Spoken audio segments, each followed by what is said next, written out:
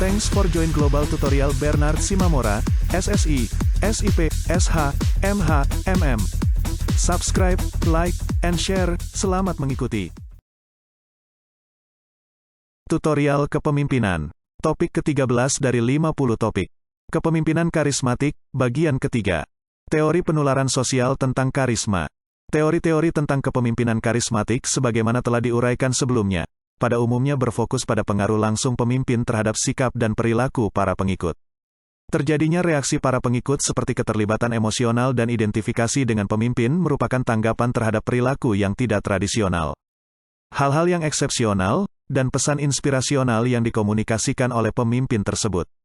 Karisma distribusikan kepada pemimpin oleh para pengikut sebagai hasil atribut-atribut eksepsional yang diperlihatkan oleh pemimpin dalam konteks situasi sosial.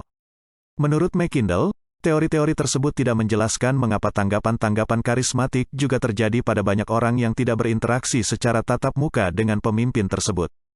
Oleh karena itu, muncullah teori penularan sosial mengenai karisma yang dikemukakan oleh McKindle dengan memusatkan diri kepada para pengikut, follower center. Menurut teori ini, tanggapan karismatik oleh kebanyakan pengikut disebabkan proses-proses pengaruh sosial di antara para pengikut itu sendiri daripada karena dampak langsung pemimpin terhadap masing-masing pengikut secara individual. Dengan kata lain, teori ini berfokus pada penularan sosial sebagai proses antar pribadi untuk menjelaskan reaksi-reaksi karismatik terhadap pemimpin. Istilah penularan sosial, social contagion, mengandung makna sebagai suatu penyebaran yang spontan dari reaksi-reaksi emosional dan perilaku di antara para pengikut.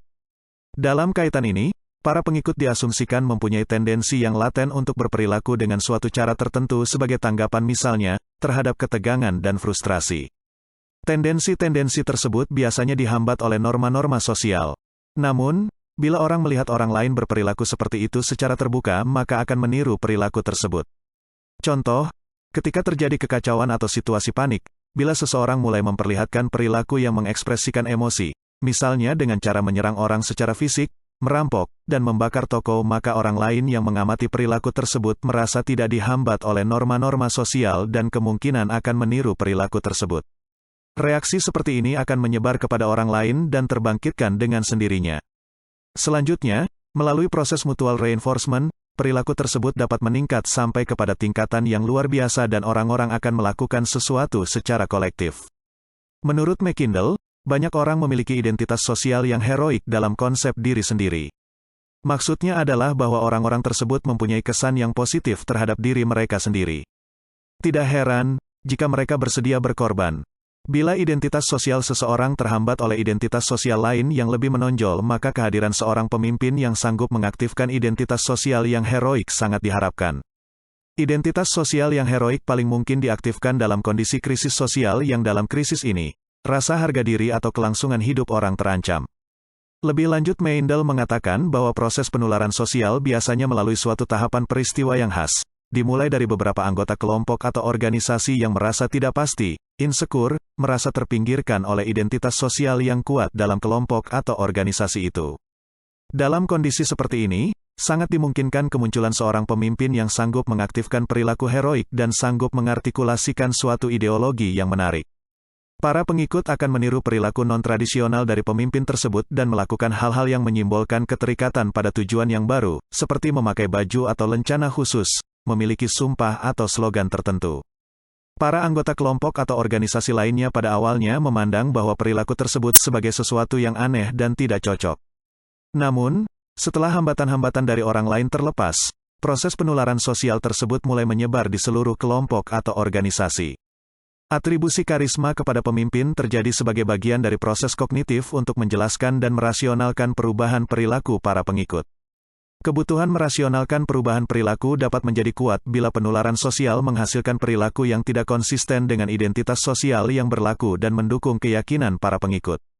Hal-hal yang diatribusikan kepada seorang pemimpin dapat menjadi sangat dilebih-lebihkan pada saat kabar angin dan cerita-cerita beredar di antara orang-orang yang tidak mempunyai kontak langsung dengan pemimpin tersebut. Penjelasan psikoanalitis tentang karisma. Seorang pemimpin karismatik cenderung akan muncul di antara orang-orang yang mempunyai perasaan tidak mampu, salah, takut, dan terasing. Misalnya, pemujaan kepada seorang pahlawan atau identifikasi pribadi dengan pemimpin agama, besar kemungkinan akan terjadi pada orang dewasa yang mempunyai rasa rendah diri atau tidak mempunyai identitas sosial yang kuat.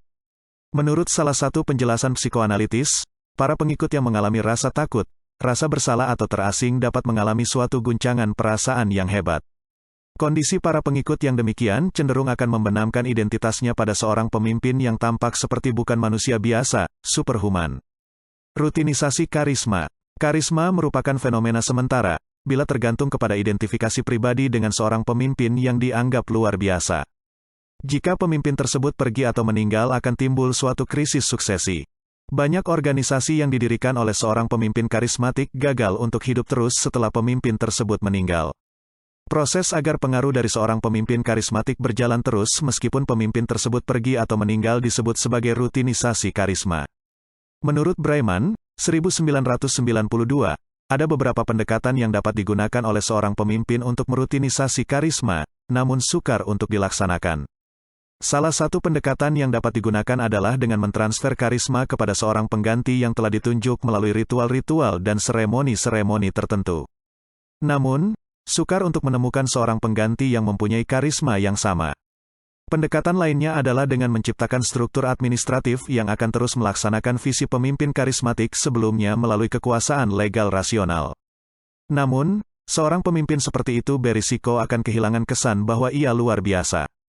Pendekatan berikutnya adalah dengan mempengaruhi para pengikut agar menginternalisasi nilai-nilai dan aspirasi-aspirasi dalam visi pemimpin karismatik sebelumnya.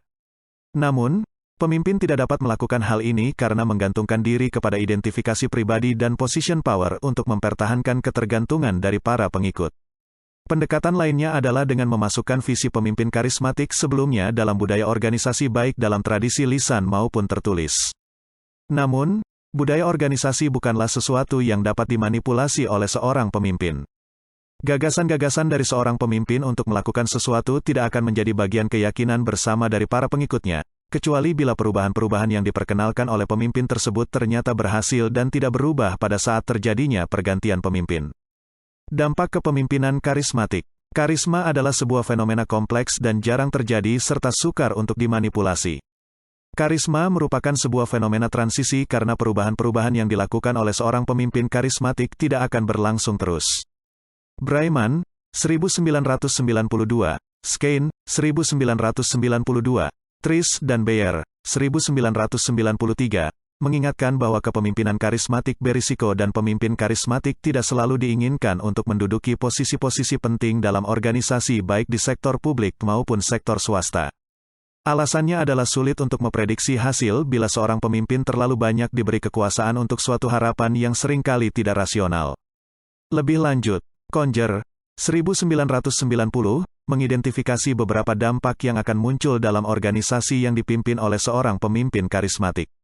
Dampak-dampak tersebut dapat kita lihat dari akibat pengaruh pemimpin karismatik terhadap para pengikutnya, dari orientasi perilaku pemimpin karismatik atau dari nilai-nilai dan kepribadian pemimpin karismatik tersebut. Dampak positif bila suatu organisasi dipimpin oleh seorang pemimpin karismatik, antara lain adalah terciptanya sebuah budaya yang berorientasi kepada keberhasilan, sistem kinerja yang tinggi atau terciptanya nilai-nilai organisasi. Organisasi akan mempunyai misi yang dipahami dengan jelas, para pengikut mempunyai wewenang untuk berpartisipasi dalam pembuatan keputusan penting mengenai cara mencapai misi dan cara melaksanakan strategi-strategi, komunikasi bersifat terbuka dan informasi dibagi bersama. Di samping itu, para pengikut mengalami pertumbuhan psikologis dan kemampuannya berkembang. Jika pemimpin karismatik berorientasi kepada kekuasaan yang disosialisasikan maka akan berdampak pada terciptanya komitmen terhadap organisasi dan cita-citanya. Para pengikut lebih menginternalisasi nilai-nilai daripada identifikasi pribadi, memperkuat perilaku yang konsisten dengan misi dan sasaran organisasi serta adanya pendelegasian kekuasaan. Pada sisi lain, sejumlah masalah serius kemungkinan akan muncul dalam organisasi yang dipimpin oleh seorang pemimpin karismatik. Pemimpin karismatik yang mencintai dirinya sendiri tidak akan mempunyai perhatian terhadap kebutuhan dan kesejahteraan para pengikutnya dan menggunakan keterampilan persuasifnya untuk memanipulasi dan mengeksploitasi para pengikutnya. Konsekuensinya adalah hubungan antar pribadi menjadi jelek. Di samping itu, pemimpin karismatik seringkali gagal untuk mengembangkan penggantinya yang kompeten, gagal untuk merutinisasi karismanya dengan menanamkan ideologi baru dalam budaya dan struktur organisasi dan memberi kewenangan kepada para pengikut untuk mencapainya. Konsekuensinya adalah sebuah krisis kepemimpinan akan terjadi bila pemimpin tersebut pergi atau meninggal. Dampak negatif lain dari kepemimpinan karismatik adalah bersumber dari perilaku impulsif dan tidak konvensional pemimpin karismatik, dari rasa percaya diri yang berlebihan, dari praktik-praktik administrasi yang lemah, dan dari manajemen kesan yang berlebihan. Perilaku impulsif dan tidak konvensional mungkin akan menyinggung perasaan orang sehingga akan mengorganisir orang lain untuk memandang bahwa perilaku tersebut tidak sesuai dan merusak. Demikian pula, kepercayaan yang kuat terhadap ideologi yang tidak tradisional akan mengasingkan orang yang tetap berkomitmen pada cara-cara tradisional untuk melakukan sesuatu.